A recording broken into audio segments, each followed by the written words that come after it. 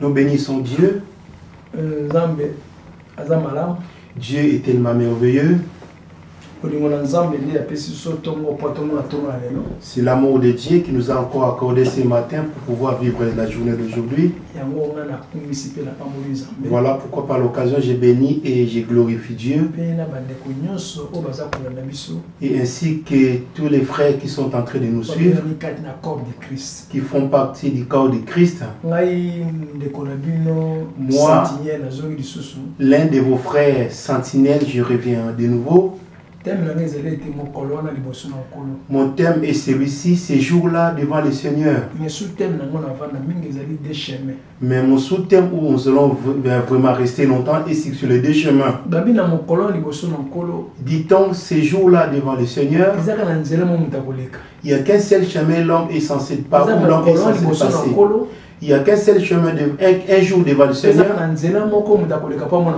Et de même, il n'y a qu'un seul chemin qui mène vers ce Seigneur. Et il y a un autre chemin qui mène l'homme vers l'enfer. Alors toi et moi, bien-aimés, et considère ta vie, la tienne et la mienne. Ces choses que nous voulons partager, cela te concerne pas seulement et me concerne aussi. Et n'était pas ton écran, il ne t'énerve pas. C'est pour t'apporter de l'aide ou des soutiens. Toi ou moi. Même si cela pourra te choquer, c'est peut-être pour ton bien. Mais ce qui compte pour toi est que tu me donnes ton oreille. L'oreille, c'est la bouche de l'esprit. Et la bouche du corps, c'est celle que j'utilise pour parler. Bien-aimé, un jour devant le Seigneur, je l'ai même chanté. Ces jours-là, où serai-je? Ces jours-là, devant Jésus, le jour de ma fin. Ces jours-là, devant Jésus, j'en ai assez entendu la voix de Dieu. J'en ai assez entendu la parole de Jésus. Au lieu d'obéir, je n'ai pas voulu obéir. Au lieu de croire, je n'ai pas voulu croire. Au lieu de croire, je n'ai pas voulu croire du tout. Les désirs de la chair m'ont séparé de Jésus. La convoitise du monde m'a ouvert la face de l'Éternel Dieu. Alors ces jours-là, je me demande, ces jours-là, où serai-je?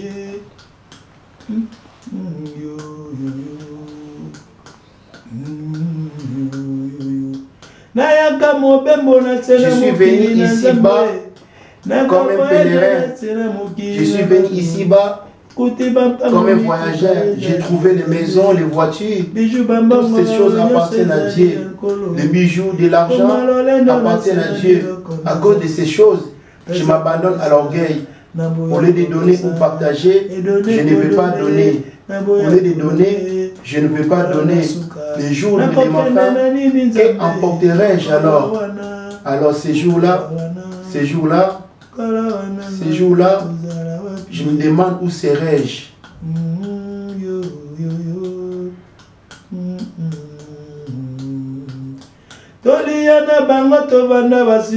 On a mangé ensemble, cependant ils sont morts. On a été forniqués, ils sont morts du sida. On a été bricolés, du vodka, ils sont morts de tuberculose. Mais moi, si je vis, c'est l'amour de la croix. Si tu vis aujourd'hui, c'est l'amour de Jésus. Et si tu vis, c'est l'amour de la croix. Regarde, il est grand temps, répands-toi. Il est grand temps, répands-toi pour que tu sois sauvé. Ces jours-là, je me demande, moi, où serai-je?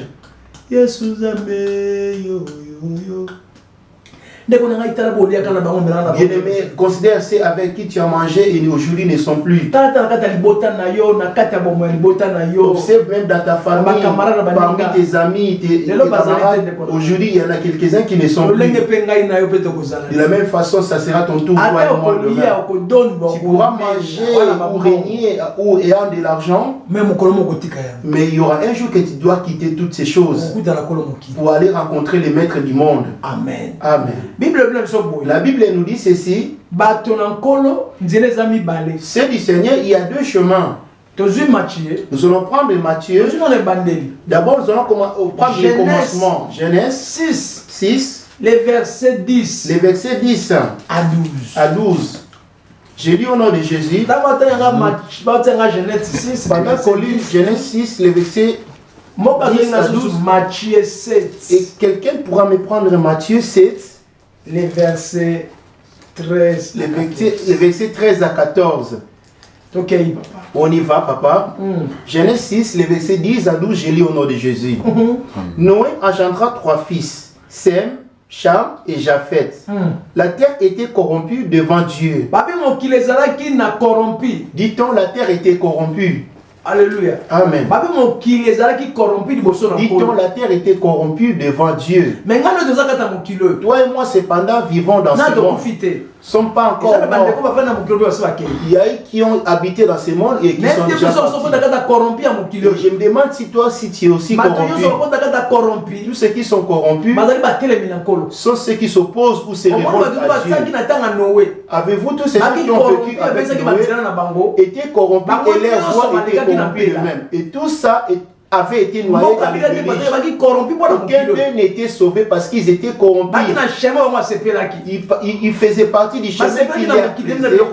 Ils se plaisaient du monde ainsi que de ces choses.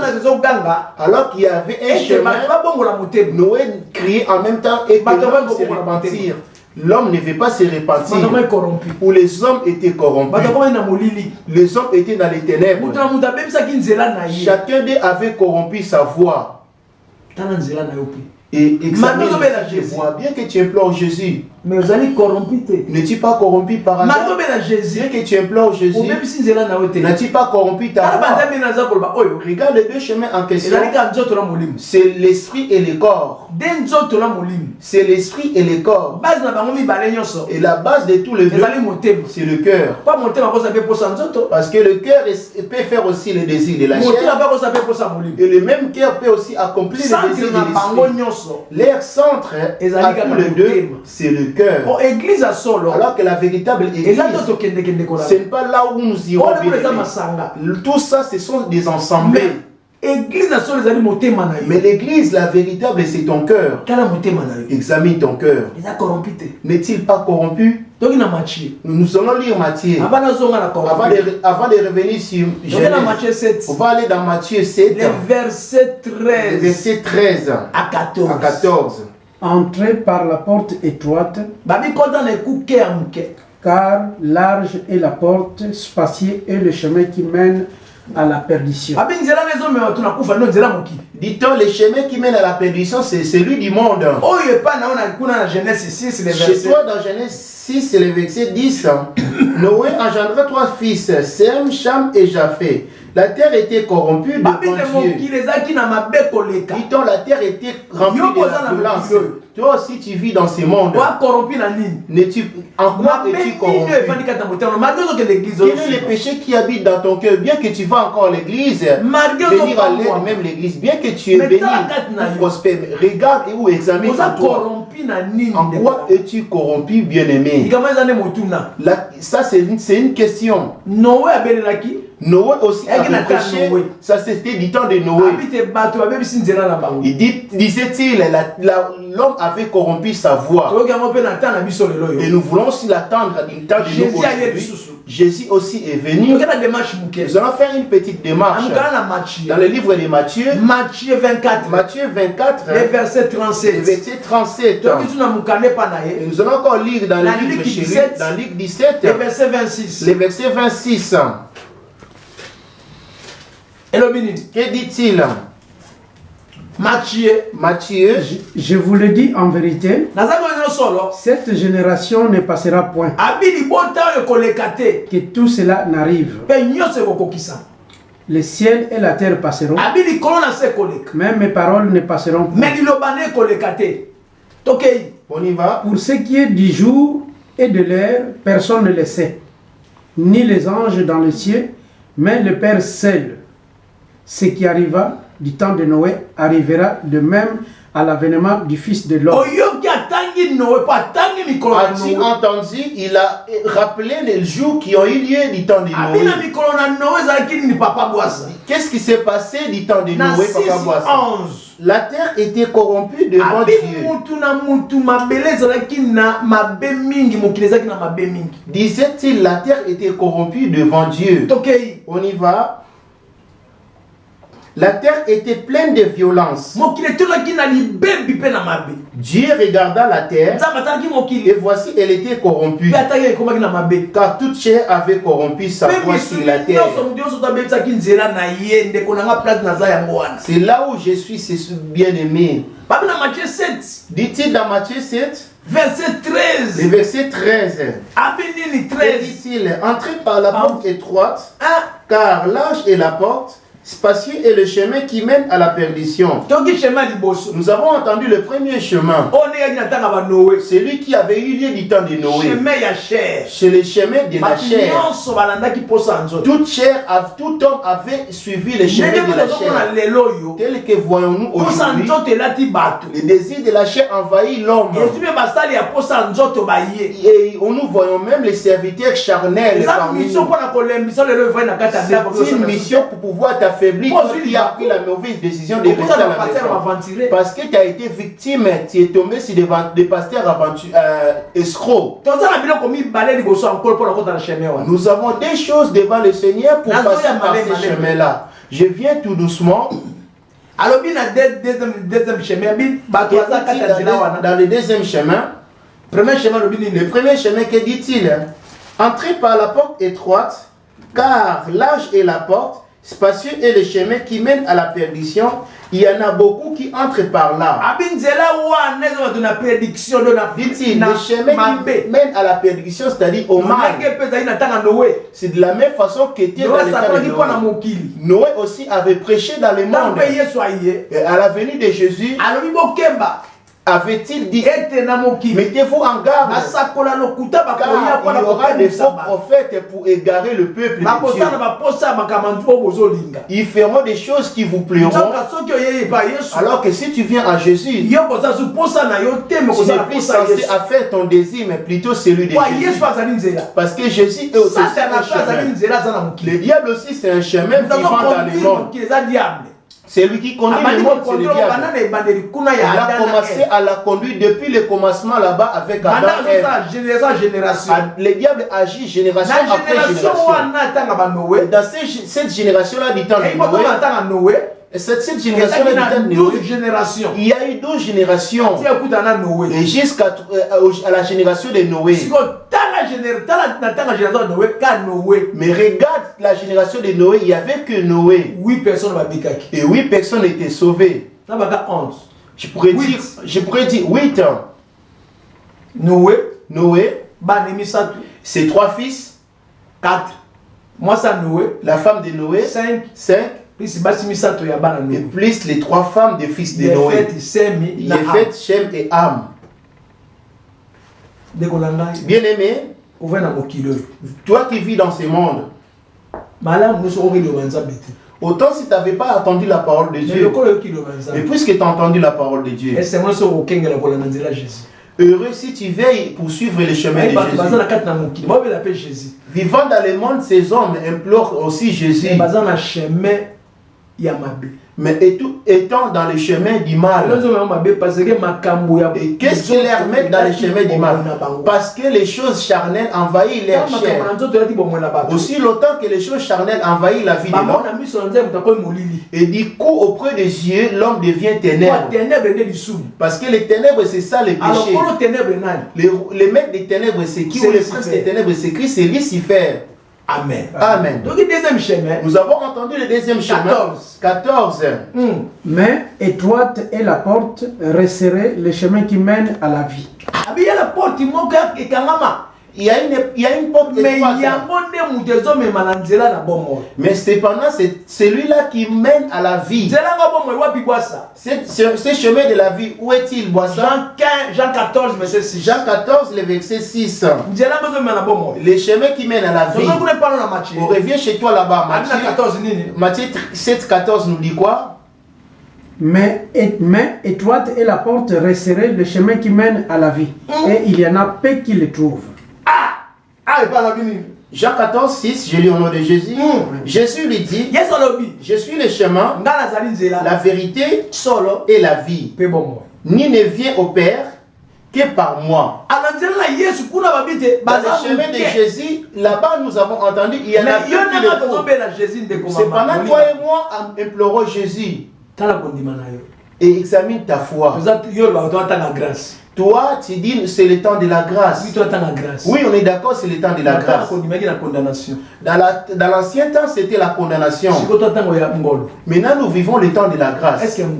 Est-ce que cette grâce fait-il partie de la grâce?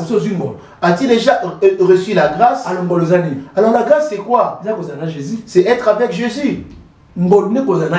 La grâce, c'est être avec Jésus. Jésus, c'est qui? Jésus, c'est la parole. Je ne sais pas si tu as la grâce. Vous avez l'habitude de dire grâce, grâce. Nous sommes. Alors la grâce, c'est Jésus. Jésus, c'est lui la vie. Jésus, c'est lui la vie. Et c'est lui qui dit, ni ne vient au Père que par lui. Mais Jésus dit dans Matthieu 7, verset 14, il y en a peu qui les trouvent, ces chemins qui mènent à la vie. Et moi qui parle, et toi qui m'entends, regarde ces chemins. Es-tu dans ces chemins? Tu as été pleurer les autres. Dans la famille, il y en a qui sont partis. Toi aussi, tu as pleuré. Mais vivant encore dans le monde, aussi longtemps que les gens du monde sont encore à toi, tu apparais vivant, mais tu es mort. Tu apparais vivant, mais tu es mort. Parce que tu es dans le chemin qui mène à la perdition. Tu apparais vivant, tu marches ayant des voitures et étant dans le mariage. Mais auprès des yeux, tu es mort. Examine ta vie. Dans quel chemin es-tu? Le chemin en question, c'est ton cœur. Dans ton cœur. Quel est le désir qui triomphe? Quel est le désir qui siège? Parce que le diable combat l'homme qui implore Jésus. Il a aussi ses armes. Je viens pour vous présenter ses armes par lesquelles il obscure l'homme. Il y en a ceux qui implorent Jésus, des lèvres Jésus, mais les œuvres qui règnent dans leur vie, ce sont les œuvres du diable. Il prie certes, mais ce qu'on remarque en lui, on voit l'adoration du diable en lui. L'adoration, ce ne sont pas les cantiques. L'adoration, c'est les comportements. Et nous remarquons l'odeur. Quelle est l'odeur qui monte de toi? Tu implores Jésus. Tu n'es pas encore mort. Nous avons des sortes, les vrais prophètes et les faux prophètes. Et examine alors tu es dans quel chemin? Alors le chemin de tous, c'est le cœur de tout un chacun. Examine ton cœur. Qu'est-ce qui demeure dans ton cœur? Dit-il, si vous demeurez dans ma parole, vous serez vraiment mes disciples. Maintenant, examine ton cœur. Du temps de Noé, Noé avait gardé la parole de Dieu. Il avait persévéré pour demeurer dans la parole de Dieu. Puisqu'il avait demeuré dans la parole de Dieu, il n'était pas passé. Mais ceux qui étaient demeurés dans le monde et avaient corrompu leur foi étaient passés. Que dit-il, bois ça chez toi à 6, verset 11 à 12. La terre était corrompue devant Dieu. La terre, premièrement, c'est qui? C'est quoi? L'éternel Dieu forma l'homme de la poussière de la terre et il souffla en lui un souffle de vie et l'homme devint un âme. C'est ça la porte par où le diable passe pour toucher l'esprit. Le diable ne tient pas compte de la chair. Et la chair, ce n'est qu'un accès pour lui par où il passe pour pouvoir mettre la main sur lui. Parce que Jésus lui avait déjà récupéré le pouvoir. Il l'a rendu. Et lui, il combat de poursuivre ses pouvoirs pour les ravir encore de nouveau. Comment les ravira-t-il ses pouvoirs? Tu ne les verras pas te mettre les coups. Il a sa séduction qu'il a établie pour que tu les suives, pour qu'il te ravisse le pouvoir. Et pourquoi, par où il passera pour te ravir le pouvoir? Examine parmi les membres de ton corps. C'est ça, ces bâtiments que nous allons prier. Et alors que l'auteur, c'est là où le prédicateur se pointe. C'est le cœur. La tête, le corps et le reste, c'est la maison. Alors, porte et la porte de la maison, c'est les pensées. Alléluia. Amen. Mais regarde ton intérieur. Parmi les membres de ton corps, par où as-tu ouvert la porte? Ton corps donne l'accès. Quel est l'accès que ton corps donne au diable? Et tout le mal du monde, c'est une voie. Et tous les biens du monde, c'est une voie aussi. Mais examine en toi. Es-tu mélangé? Tel qu'Adam était, il avait l'amour, il avait de même l'impudicité, il avait la paix, il calomnie, il a la colère, mais il a la bonté. Je me demande, il n'y a que deux chemins. Ces chemins dont on appelle les biens. Il n'y a rien d'essuyé ou de pire. Et il y a un autre chemin qu'on appelle le mal. Maintenant, commence à examiner. Je voulais maintenant te montrer ces chemins. C'est nos cœurs. Et nous les prophètes ou les prédicateurs pour prêcher alors. Maintenant, quand tu rencontrais comme serviteur ou prophète, par où tu as pris la mauvaise décision de rester à la maison? Celui qui te cherche la chair, celui qui te prêche la chair et qui a été pour toi une occasion de chute. Est-ce que tu prêches la vérité? Parce que nous avons la vérité qui est Jésus et nous avons la chair qui est le diable. Alors le diable, c'est lui qui sème le mal dans la chair. Et Jésus sème le bien dans la chair. Voilà pourquoi nous disons deux chemins. Le jour de la fin, tu te présenteras devant le Seigneur. C'est alors que le Seigneur jugera justement. Alors le jour de la fin, c'est le jour de la mort. Dit-il, dans le temps de Noé, ils avaient mangé, ils ont pu se réjouir. Tel que nous sommes aujourd'hui, toi et moi. 17, le verset 26, j'ai lu au nom de Jésus. Avant d'abord d'aller là-bas, Matthieu 28. Le verset 38. Que dit-il? Car dans les jours qui précédèrent les déluges, les hommes mangeaient et buvaient. Les jours du temps du déluge, les hommes mangeaient et buvaient. Tel que nous sommes en Europe, il nous manque de rien en Europe. Nous mangeons, nous répétons et nous nous réjouissons. Alors toutes ces choses dans ce monde était bien pour nous.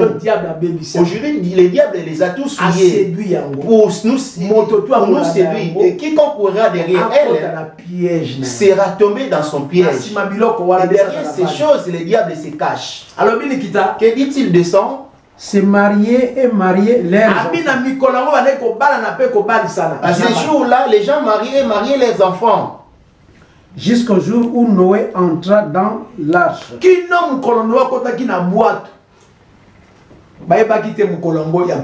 Ils ignoraient les jours du déluge. Toi aussi, tu te maries, tu vas dans le mariage, des fêtes de mariage, tu fais des fêtes, tu vas travailler, tu as de l'argent, faisant des commerces, c'est bien. Est-ce que c'est-il le jour de ta mort? Je m'adresse à celui qui suit Jésus. Je m'adresse à celui qui implore Jésus. Je ne m'adresse pas aux païens parce que les païens ne connaissent pas qui est Jésus. Je m'adresse à toi qui dis que tu confesses connaissant Jésus. Ce qui arriva du jour de Noël, ces gens-là connaissaient aussi Noël. Ils mangeaient, ils buvaient, ils mariaient leurs filles. Luc nous dit quoi, papa? Le même ce qui arriva du temps de Noé arriva de même au jour du Fils de l'homme.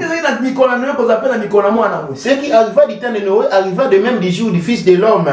Les hommes mangeaient, vivaient, se mariaient et mariaient leurs enfants jusqu'au jour où Noé entra dans l'arche. Le déluge vint et les filles tous périrent. Oh, alors le déluge, bien aimé, c'est l'image de la mort aujourd'hui. Alors que l'arche, alors que l'arche c'est la parole. Est-ce que la parole a été déjà entrée dans ton cœur? Pour que tu sois sauvé. Es-tu déjà entré dans l'arche? Es-tu déjà entré dans l'arche? Afin que la vague ou la tempête du monde ne te frappe pas. Alors que l'arche aujourd'hui est en révélation, c'est la parole. Je voulais finir mon message. Alléluia. Amen. Regarde les deux chemins. Tous les mal du monde, diable. C'est le diable. Lucifer. On l'appelle la séduction. Et tout le bien du mal, c'est Jésus. Et tout le bien du monde, c'est Jésus. L'amour. On l'appelle l'amour. Examine alors où es-tu. Tu pourrais être là implorant Jésus, mais tu as quelque chose qui appartient au diable. Le diable passe par où? Par les désirs de ta chair. On va voir le premier piège. Par où? On va voir plutôt le chemin de Jésus. Jésus, qu'avait-il dit? Je suis le chemin, la vie et la vérité. La vérité et la vie. Le premier chemin. Jésus. Deuxième chemin. Le deuxième chemin. Le diable. Maintenant, moi je parle du deuxième chemin. C'est dont j'ai dit tout le mal. Galates 5, le verset 19.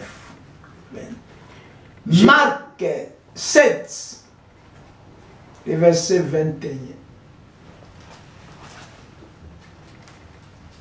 1 Corinthiens 5 et 6, verset 10. Donc, ma baignance tous les mal qu'on va Israël à cause de tous les mal qu'Israël ont fait pour mériter. Jérémie 32 à 34. On va voir tous ces mal rapidement. Jérémie 32 à 34.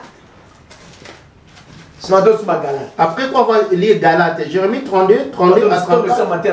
Pour finir notre message, je lis au nom de Jésus. À cause de tous les mal que les enfants d'Israël et les enfants de Juda ont fait pour mériter, je l'ai bien répété, tous les mal, son représentant c'est Lucifer.